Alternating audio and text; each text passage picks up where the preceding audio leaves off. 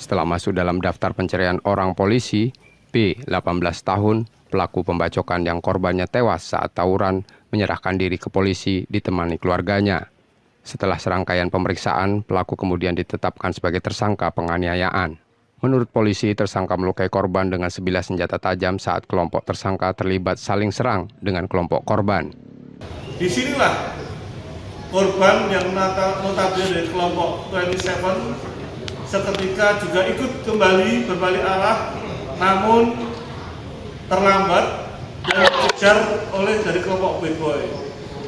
Dengan pengejaran tersebut, seorang tersangka yang saat itu berparakan tinggi besar dengan menggunakan celana pendek dan jaket hitam telah melakukan penikaman dengan celurit ke tubuh korban, yaitu saudara Arif, yang akhirnya saudara Arif dibawa ke rumah sakit di Bonbaru dan dinyatakan meninggal dunia. Karena perbuatan tersebut, tersangka terancam hukuman 7 tahun penjara. Yudi Kiswanto, Kompas TV Palembang, Sumatera Selatan.